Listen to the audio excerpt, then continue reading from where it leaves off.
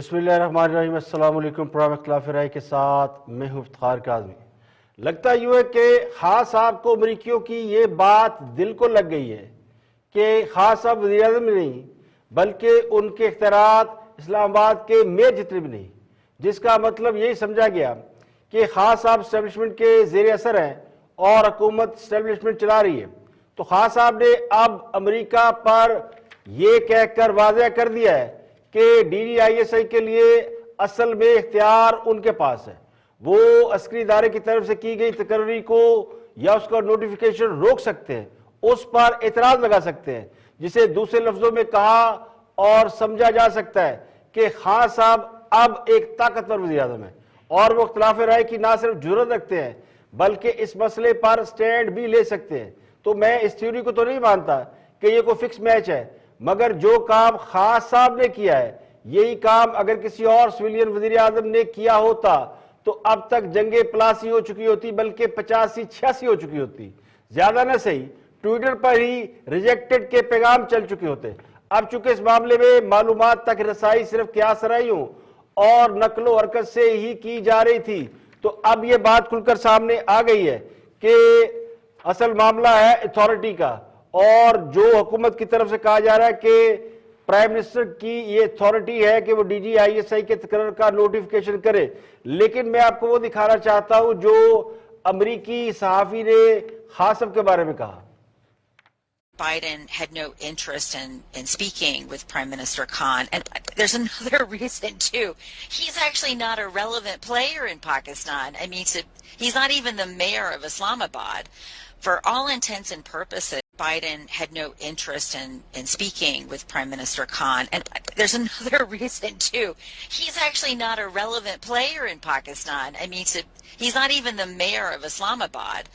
For all intents and purposes, Biden had no interest in speaking with Prime Minister Khan. And there's another reason, too. He's actually not a relevant player in Pakistan. I mean, he's not even the mayor of Islamabad. For all intents and purposes.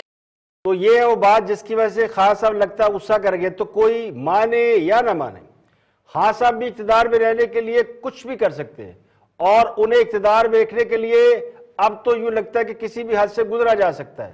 D D I S آئی کی تقرری کے لیے وزیر اعظم کی authority کو تسلیم کر لیا گیا ہے یا کرا دیا گیا ہے۔ خان صاحب یہ تاثر دینے میں کامیاب ہو گئے کہ ان کے پاس اختیارات ہیں اور ضرورت پڑنے پر وہ استعمال کر سکتے ہیں۔ وہ بالکل ڈمی وزیر اعظم نہیں جیسے کہ جو بائیڈن سمجھتے ہیں، جیسے کہ امریکی صدر کا خیال ہے یا اور لوگ سمجھتے ہیں، اور جیسا کہ خان صاحب پر الزام ہے، اور اسی الزام اور تاثر کی وجہ سے انہیں وہ کال اب تک نہیں آئی جس کا وہ انتظار کر رہے ہیں۔ تو امریکی صدر جو بائیڈن کی کال کا نہ آنا حکومت کے لیے سہانے روح بنا ہوا ہے، اور کال نہ کرنے کی بنیادی وجہ جو خان صاحب کو بتائی گئی وہ یہ ہے کہ امریکہ سمجھتا ہے کہ خان صاحب انڈیپینڈنٹ وزیر اعظم نہیں ہے، با اختیار نہیں ہے، سارے فیصلے کوئی اور کرتا ہے۔ اسی لیے جو بائیڈن یہ سمجھتے ہیں کہ اگر بات کرنی ہے تو پھر پاکستان میں ملٹری اسٹیبلشمنٹ سے کر لی جائے، خان صاحب سے بات کرنے کا کوئی فائدہ نہیں ہے۔ اس بات کا نہ صرف پاکستان میں بلکہ غیر ملکی میڈیا پر باقاعدہ تباہ لگایا گیا ہے کہ خان صاحب کو امریکی صدر کال کیوں نہیں کرتے۔ خان صاحب سے یہ سوال ہر اس غیر ملکی صحافی نے پوچھا جس کو انہوں نے انٹرویو دیا۔ تو بڑی تقرری پر حالیہ ایکشن کے بعد اب خان صاحب کم از کم یہ تو کہہ سکتے ہیں کہ وہ سٹینڈ لے سکتے ہیں، اور ایک اہم ایشو پر ان کا سٹینڈ لینا یہ بتاتا ہے کہ وہ اپنے فیصلوں میں نہ صرف آزاد ہیں بلکہ الگ رائے بھی رکھتے ہیں۔ خان صاحب یقینی طور پر ایک عقل مند آدمی ہیں۔ یہ الگ بات ہے کہ وہ زیادہ بولتے ہیں، اور زیادہ بولنے کی وجہ سے بعض اوقات سلپ آف ٹنگ ہو جاتا ہے، غلطیاں ہو جاتی ہیں، ان کی میموری انہیں دھوکہ دے جاتی ہے۔ جاپان اور جرمنی کی سرحدیں کبھی کبھی ملا بیٹھتے ہیں، لیکن جو طاقتور لوگوں سے دوستی لگانے کا فن جانتا ہو، ان سے کام نکالنے کا ہنر جانتا ہو، اس کو کسی طاقتور سے لڑنے کی ضرورت کیا ہے؟ البتہ یہ ممکن ہے کہ وہ کسی اور بڑی طاقت سے دوستی کی خواہش کے لیے کچھ بھی کر سکتا ہے۔ تو گمان تو یہ بھی ہے کہ خان صاحب جس نرگسیت کا شکار ہے اس کا نتیجہ یہ نکلتا ہے کہ لوگ اپنے موثروں کو بھول جاتے ہیں، اختیارات اور طاقت کے زوم میں مبتلا ہو جاتے ہیں، اور خود کو عقل کل سمجھتے ہیں، اور ایسی جگہ ٹکر مار بیٹھتے ہیں جہاں انہیں نہیں مارنی چاہیے، اور خان صاحب شاید اسی راستے پر چل رہے. تو میں اس تھیوری سے بھی اتفاق نہیں کرتا. خان صاحب کے قریبی لوگوں اور وزراء تک کو یہ معلوم نہیں کہ اصل کہانی کیا چل رہی ہے، اور یہ پچھلے 4-5 روز سے جو شٹل سروس چل رہی تھی یہ کیوں چلائی گئی، اس پر خاموشی کیوں اختیار کی گئی. اب اگر نوٹیفیکیشن جاری ہو بھی جائے جو ہونا ہے تو یہ پیغام تو کنوے ہو گیا ہے کہ خان صاحب کے پاس ہی اصل اتھارٹی ہے اور وہی فیصلے کر سکتے ہیں. وہ اپنے پاؤں پر کھڑے بھی ہو سکتے ہیں اور کچھ باتوں پر سٹینڈ بھی لے سکتے ہیں. اب جو بغیر کسی سپورٹ کے اتنی بڑی لڑائی لڑ سکتا ہے یا اتنی بڑی لڑائی لڑنے کا امپریشن دے سکتا ہے، اسے تھوڑی سی سپورٹ مل جائے تو وہ کیا نہیں کر سکتا.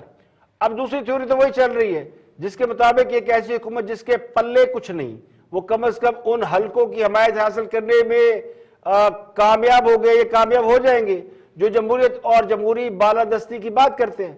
خود آج پرائم منسٹر نے کابینہ کو بتایا کہ سب کچھ ٹھیک ہے، معاملہ حل ہو جائے گا. کیا حل ہو جائے گا؟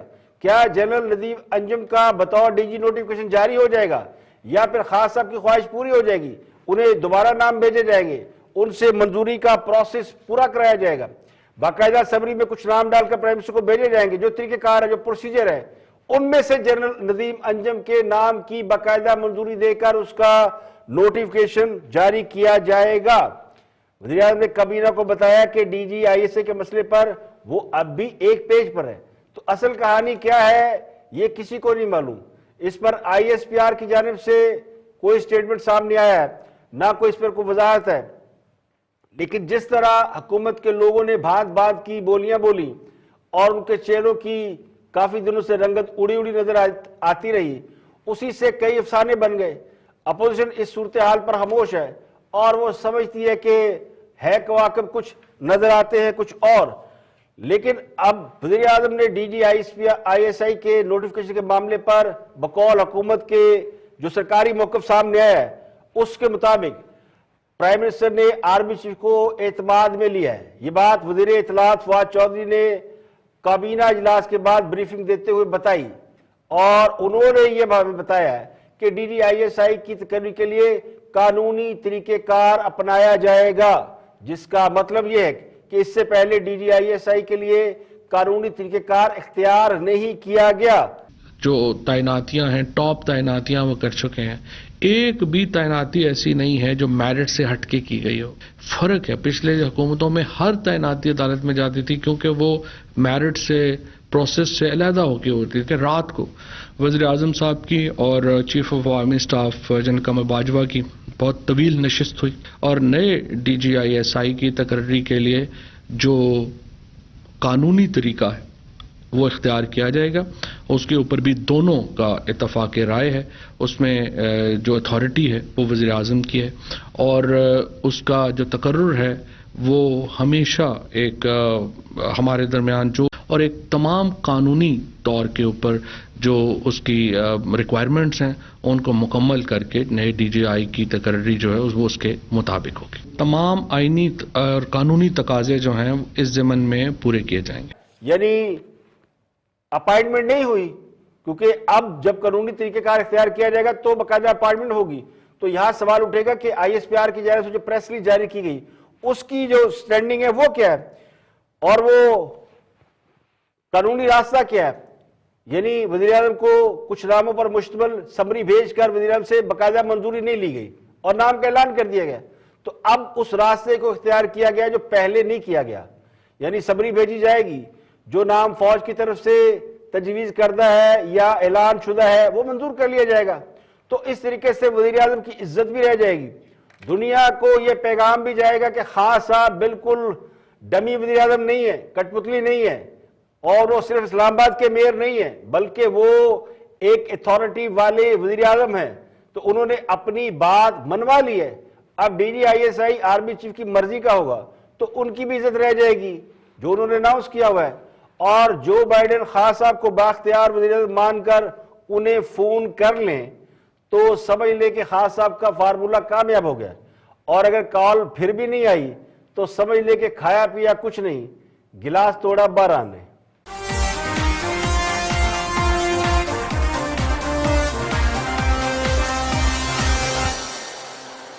نیب مریم نواز سے ڈر گئی ہے یا پھر چیئرمین نیب کو ایکسٹینشن کے بعد کوئی نیا ٹاسک مل گیا. کچھ تو ہے جس کی وجہ سے نیب اچانک مریم نواز کی ضمانت منسوخ کرانے کے لیے عدالت پہنچ گئی ہے. اب اتنے عرصے سے نیب کی مریم نواز کی ضمانت ہوئی ہے اور نیب نے کبھی جا کے عدالت میں یہ نہیں کہا کہ ہمیں مریم نواز سے کوئی خطرہ ہے, اس کی ضمانت منسوخ کر دے. بڑے بڑے جلسے ہوئے, بڑے بڑے جلوس نکلے, نیب میں پیشی ہوئی, پیشی کے موقع پہ ہنگامہ ہوا. اس وقت تو بالکل ٹھنڈ پروگرام تھا. اب جبکہ وہ زیادہ متحرک نہیں ہے اور وہ پارٹی کے اجلاسوں میں یا پی ڈی ایم کے اجلاسوں میں بھی ویڈیو لنک کے ذریعے شرکت کرتی ہے, تو اب نیب کو یاد آیا کہ اوہ نہیں بڑی خطرناک, ان کو دوبارہ گرفتار کرایا جائے. تو نیب نے مسلم لیگ نون کی مرکزی نائب صدر مریم نواز کی ضمانت کینسل کرانے کے لیے اسلام آباد ہائی کورٹ سے رجوع کیا ہے, اور جو وجوہات بتائی ہے وہ بڑی دلچسپ ہے. اسلام آباد ہائی کورٹ میں 39 صفحات پر مشتمل جو درخواست دائر کی گئی ہے اس میں یہ کہا گیا کہ یہ محترمہ مریم نواز بریت کی اہلیت ہی نہیں ہے. سپریم کورٹ نے انہیں خاتون ہونے کی بنا پر لیو دیا تھا, لیکن انہوں نے ضمانت کی رعایت کا غلط استعمال کیا ہے.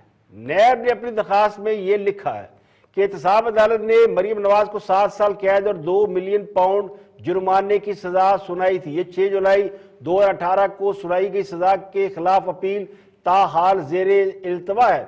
تو اس اپیل پر گزشتہ 8 سماعتوں میں 5 مرتبہ اپیل کنندگان کی طرف سے التوا مانگا گیا. اب جو اصل کہانی درخواست میں لکھی گئی ہے جس میں کہا کہ مریم نواز جب عدالت میں آتی ہے تو ہر پیشی پر ایک سیاسی ٹیٹر لگ جاتا ہے, کارکنوں اور حامیوں سے کمرہ عدالت بھر جاتی ہے. تو وہ کہتے ہیں نا ایک نہتی لڑکی سے, تو پھر ٹھیک کہتے ہیں نا مسلم لیگ نون والے, اور مریم نواز بھی ٹھیک کہتے ہیں کہ ڈرتے ہیں بندوقوں والے ایک نہتی لڑکی سے.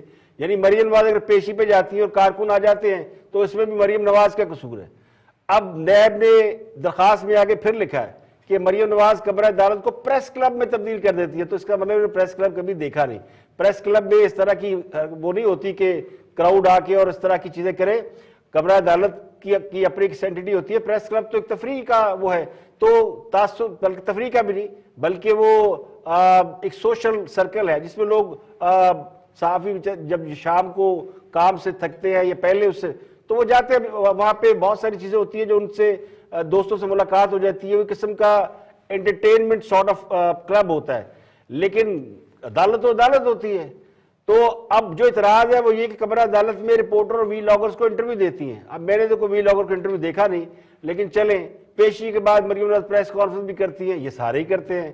جو عدالت جاتا ہے کیا جب خاص صاحب تھے پیش ہوتے تھے عدالت میں یا ان کی جماعت کے لوگ تو کیا وہ نہیں پریس بریفنگ دیتے, تو سب جب کورٹ میں جاتے ہیں 12 کے بتاتے ہیں ہمارے ساتھ کیا ہوا. لیکن نیب کہتی ہے کہ مریم نواز کی پریس کانفرنس میں ہائی رینک افیشل اور نیب کے خلاف کمنٹ اشتعال انگیز ہوتے ہیں. درخواست میں کہا گیا کہ 19 ستمبر 2018 کو سزا معطل کر کے ضمانت دینے کا فیصلہ کالعدم کیا جائے. یعنی 19 ستمبر 2018 کو مریم نواز کی ضمانت ہوئی تھی, تو یہ نیب گئی ہے کورٹ میں ان کی ضمانت کی کینسلیشن کے لیے.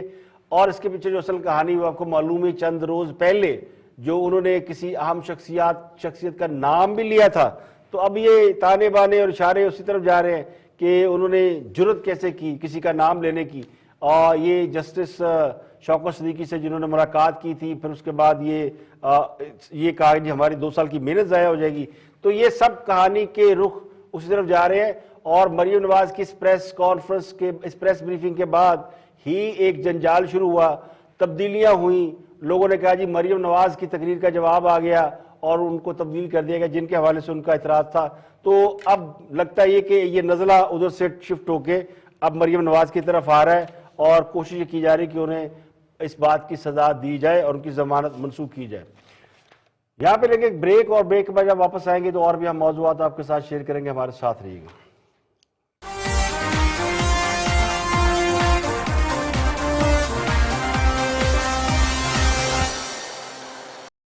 Welcome back. آپ دیکھ رہے ہیں پروگرام اختلاف رائے میں افتخار کاظمی. بریک کے بعد حاضر خدمت ہے. آگے بڑھتے ہیں اور ایک بڑی تقریر کے اوپر جو کنفیوژن آ رہا ہے اور کنفیوژن برقرار ہے ابھی تک کیونکہ نوٹیفیکیشن نہیں ہوا. اگر پروگرام کے آنے تک نوٹیفیکیشن ہو جائے الگ بات ہے.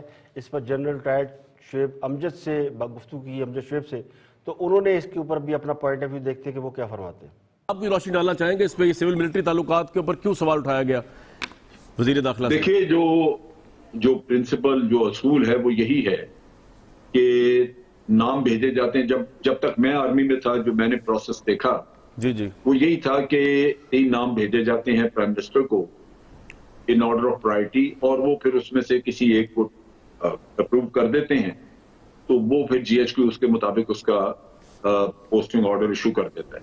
ٹھیک. بعض اوقات یہ بھی ہوا ہے کہ نام بھیجے لیکن پرائم منسٹر نے کسی ایسے وقت پہ جبکہ آپ کسی اور کام کے لیے چیف آف آرمی اسٹاف گئے ہوئے تھے تو زبانی ڈسکشن کر کے انہوں نے کسی کو اپروو کر دیا تو سمری بعد میں آتی رہی, لیکن اس زبانی اپروول کی بنیاد پہ آپ نے پوسٹنگ آرڈر ان کا نکال دیا کیونکہ ایک انڈرسٹینڈنگ موجود تھی. پھر یہ بھی ہے کہ بعض اوقات مجھے یاد ہے جنرل مشرف کے وقت جب مشرف نے ٹیک اوور کیا جی سر تو D G I S I change کرنا تھا اور وہ جنرل عزیز کو ڈی جی آئی ایس آئی بھیجنا چاہتے تھے, پینل تیار کیا, لیکن نواز شریف صاحب نے ٹیلی فون کر کے کہا کہ جی مجھے تو ضیاء الدین چاہیے, خواجہ ضیاء الدین. تو وہ پھر ان کا چونکہ انہوں نے کہا تو وہ بھیج دیے گئے ضیاء الدین, خواجہ ضیاء الدین چلے گئے, باقی پینل نہیں گیا. تو یہ وہ وقتاً فوقتاً ہوتا رہا, لیکن اصول یہی ہے کہ پرائم منسٹر سے ایک نام کی اپروول لی جاتی ہے اور آرمی اپنا ریزنز دیتی ہے, کیونکہ اس میں مثال کے طور پہ اگر آپ یہ اس کا دیکھ لیں اس وقت تو فیض حمید کے لیے اگر کوئی ضرورت ہے وہاں پہ اس کو نکالنے کی, لے کے جانے کی, تو وہ آرمی بہتر سمجھتی ہے. وہ بہت سارے ریزنز ہیں جو میں یہاں ڈسکس نہیں کرنا چاہتا کہ اس کو وہاں پہ شاور چلے جانا چاہیے تھا, لہذا انہوں نے پلان کیا ہوگا اور میرا خیال ہے اپروول بھی لی ہوگی, اگر نہیں لی تو غلط کام. بات نظر میں تو یہ بات سامنے آ رہی ہے کہ اس تقرری کے لیے جو مجوزہ قانونی طریقہ کار تھا یا پروسیجر ہے اس کو فالو نہیں کیا گیا. یعنی پرائم منسٹر کو نام سجیسٹ نہیں کیے گئے, انہیں سمری نہیں بھیجی گئی, ان سے منظوری نہیں لی گئی, یا اس کی کوئی ضرورت محسوس نہیں کی گئی. اب دیکھا جائے تو یہ کوئی انہونی بات نہیں. اگر خان صاحب یہ چاہتے تو اس معاملے پر خاموش رہتے, آپس میں بات کر لیتے. بقول خود خان صاحب کے وہ ایک پیج پر ہے, تو جب آپ ایک پیج پر ہوتے ہیں تو پھر پروسیجر کی کوئی حیثیت رہ نہیں جاتی. وہ ٹھیک ہے, فارمیلٹی رہ جاتی ہے. تو انہیں آرمی چیف پر اعتماد کر لینا چاہیے تھا, فارمیلٹی پوری کر دیتے. وہ کہتے ہیں جناب ایک کاغذ بھیج دے, میں سائن کر دیتا ہوں, تو فارمیلٹی پوری ہو جاتی. لیکن اس کے لیے سول ملٹری کیوس پیدا کیا گیا. اس کا اثر پاکستان کی اکانومی پر بہت برا پڑا ہے. سٹاک مارکیٹ گر گئی اور کئی شعبوں پر منفی اثر پڑا ہے. چہ میں گوئیاں ہوئی ہیں اور گلی گلی محلے اس کے اوپر بات ہوئی ہے. ایک بحران کی سی کیفیت پیدا ہوئی ہے اور یوں لگا کہ جیسے سول ملٹری تعلقات بہت خراب ہوئے اور حکومت کہیں جا رہی ہے. بہت سے لوگوں نے کہا جی بس اب تو جی کا جانا ٹھہر گیا. تو یہ اس ادارے کے بارے میں چہ میں گوئیاں ہوئی ہیں جن کے بارے میں نہیں ہونی چاہیے. تو اب اگر عسکری اداروں کی نمائندگی کرنے والوں کو بھی اصل صورتحال کا علم نہیں ہے تو کسی اور کو تو بالکل کوئی علم نہیں ہوگا. تو اس کے حوالے سے جتنی باتیں کی گئی ہیں میرا خیال ہے کہ وہ بس وہ کہتے ہیں سینہ گزٹ ہے یا زمشن ہے, اور اس کی وجہ بھی یہی تھی کہ کسی طرف سے کوئی کلیئرٹی آئی نہیں. اب چونکہ بات سامنے آ گئی ہے کہ پروسیس یہی ہے کہ پرائم منسٹر کو سمری بھیجی جاتی ہے جو کہ شاید نہیں بھیجی گی اور اب بھیجی جائے گی. آگے بڑھتے ہیں اور نبیل قبول گفتگو کر رہے ہیں کاشف عباسی سے, دیکھتے ہیں کہ وہ کیا فرماتے ہیں. یہ بتائیں کیا اپوزیشن پی ڈی ایم حکومت گرا سکتی ہے یا نہیں؟ پرائم منسٹر ہے یا افغانستان کے پرائم منسٹر ہیں. وزیر اعظم عمران خان آج جس طرح انٹرویو دے رہے تھے وہ لگ رہا تھا کہ he was representing طالبان. میں اس سلسلے میں بات کر رہا ہوں. وہ آپ اس وقت ملک پاکستان کے اندر جو حالات ہیں, دا اکنامسٹ میں پیسے دے کر خبر لگوائی گئی ہے. دا اکنامسٹ میں کہا گیا ہے کہ 5 سال مزید جو عمران خان کے ہیں. مجھے بتائیں کیا اس مہنگائی میں, اس حالت میں, اس تباہ کاری میں کیا اور مزید ہمیں یہ ڈر خوف دلایا جا رہا ہے کہ 2 سال یہ اور 5 سال 7 سال اور ہمیں برداشت کرنا پڑے گا؟ یعنی ہمیں مطلب پھر جو ہے بھوکا فاقہ کشی کے لیے جو ہے پہلے سے تیاری کیا جا رہا ہے. لیکن یہ بتائیں کیا پی ڈی ایم گرا پائے گی؟ کیونکہ ایک اور چیز یاد رکھیے گا, افغانستان کو جو آپ کہتے ہیں نا, ایک سیکنڈ میں ایک اور چیز دیکھیں, میں ایک فیئر آرگومنٹ کرنے لگا. فیئر آرگومنٹ, ایک سیکنڈ رک جائے گا. افغانستان میں جو ہوگا نبیل صاحب وہ براہ راست آپ کو افیکٹ کرے گا, یہ یاد رکھیے گا. اگر افغانستان میں کیوس ہوا وہ کیوس پاکستان میں آئے گا, کاشف بھی بھگت سب بھگت چکے ہیں. پاکستان پچھلے 40 سال میں بہت کیوس بھگت چکا ہے. برائے مہربانی when you make comments don't say he's the prime minister of Afghanistan or Pakistan. یہ یاد رکھیے گا ایک اسٹریٹجی اس پہ سب آن بورڈ ہونے چاہیے. یہ بات اپوزیشن جب کہتی ہے میں اسے بالکل اگری کرتا ہوں کہ ایک کلیکٹیو سب کو پتا ہونا چاہیے کہ ہمارا فیوچر کس طرف لائی کرتا ہے. لیکن افغانستان کو انڈر پلے مت کریں. افغانستان میں بھی دا بگیسٹ سٹوری جو پاکستان کو افیکٹ کرے آگے جا کے. کا بھی سنیں بھائی میرے, اگر آپ پاکستان کے وزیر اعظم ہیں, آپ کو اتنا فکر ہے کہ افغانستان کا جو ہے وہ صورتحال اس طرح کشیدہ ہو سکتا ہے آگے جا کے, تو آپ نے آل پارٹیز کانفرنس بلانا چاہیے. یہ آپ کا آرگومنٹ, یہ میں آرگومنٹ آپ کا بالکل مانتا ہوں. پارلیمنٹ میں تو کہنے والے کہتے ہیں کہ خان صاحب کو صرف 2 باتوں کی سب سے زیادہ فکر ہے. ایک, امریکی صدر جو بائیڈن کی کال کیوں نہیں آتی, اور دوسرا سیاسی مخالفین کی ایسی تیسی کیسے کرنی. تیسرا اور کوئی کام نہیں رہ گیا. خان صاحب کا مسئلہ بھی یہی ہے کہ وہ غیر ملکیوں کے ساتھ مذاکرات کر سکتے ہیں, مذاکرات کرا سکتے ہیں, کاردن تنظیموں کے لوگوں کو معافی دینے کا اعلان کر سکتے ہیں, ایران اور سعودی عرب میں صلح کرا سکتے ہیں, لیکن نہ اپنے لوگوں سے ہاتھ ملانا پسند کرتے ہیں, نہ ان سے بات کرنا پسند کرتے ہیں, اور اپوزیشن جماعتوں کو تو بالکل منہ لگانا پسند نہیں کرتے. تو آل پارٹیز کانفرنس تو دور کی بات ہے.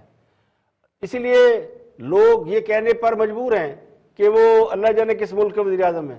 تو پاکستان کا جہاں مقدمہ لڑنا چاہیے وہاں کسی اور کا مقدمہ لڑنے چل پڑتے ہیں. یعنی اپنے گھر کو دیکھیں ہم تو یہاں مردم بیزاری بڑھتی جا رہی ہے, یہاں لوگ مہنگائی کا ایندھن بنتے جا رہے ہیں. تو افغانستان کے مسئلے پر ضرور بات کریں, لیکن خدا کے لیے پاکستان کے عوام پر بھی رحم کریں, ان کی بھی بات کریں. یہاں پہ لیکن ایک بریک, اور بریک کے بعد واپس آئیں گے اور بھی ہم موضوعات آپ کے ساتھ شیئر کریں گے. ہمارے ساتھ رہیے گا.